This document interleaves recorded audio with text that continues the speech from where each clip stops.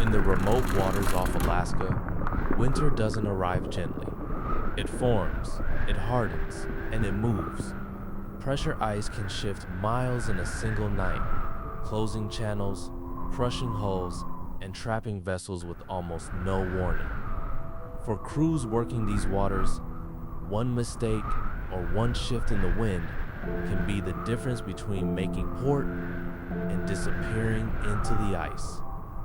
On this night, a commercial fishing vessel working north of Nome reported that it had become locked inside fast-moving sea ice. The crew had lost maneuverability as ice floes thickened around the hull.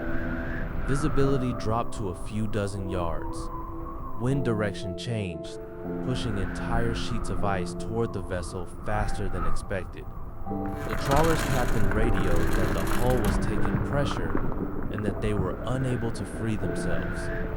The U.S. Coast Guard redirected the Icebreaker Healy, one of the largest and most capable cutters in American service.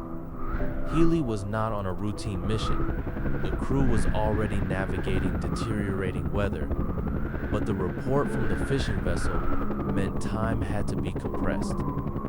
Pressure ice doesn't wait. Once a flow locks around a hull, escape becomes nearly impossible without external help. As Healy approached the area, the storm intensified. Snow began falling sideways. Ice fog reduced visibility to near zero.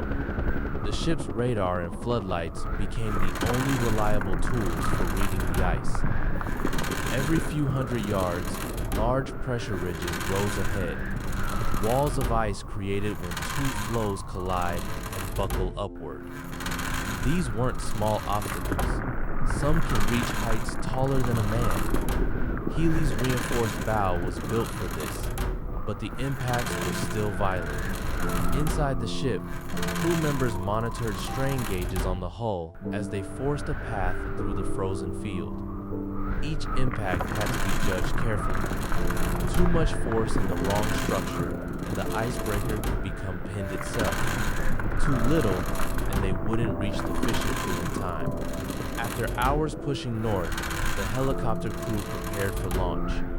Winds were unstable, but without an aerial view, the chances of locating the trapped vessel inside the whiteout were low. The helicopter lifted from the deck, fighting crosswinds that battered its frame. Rotor wash whipped snow into spirals, which immediately vanished into the storm. From the air, visibility was only marginally better, but the higher vantage point gave the pilots enough of a corridor to continue. Below, Healy's searchlights finally picked up the silhouette of the fishing vessel.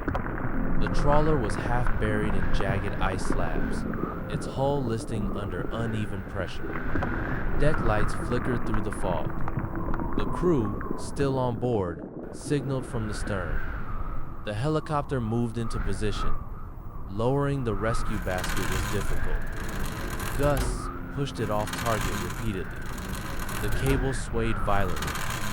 Down below, the crew on the trawler tried to time their movements with the swing.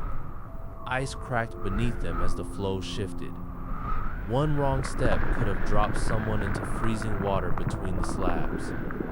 Back on board Healy, the deck team prepared the winch cable. The plan was to pull the fishing vessel backward, out of the choke point, once the crew had been stabilized. With the helicopter providing overwatch, the icebreaker positioned itself for the extraction. The winch cable tightened. Steel fibers vibrated under extreme tension.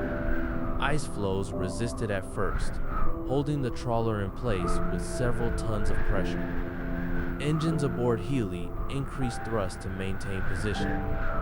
Floodlights lit the scene as the ice began to fracture around the trawler's hull.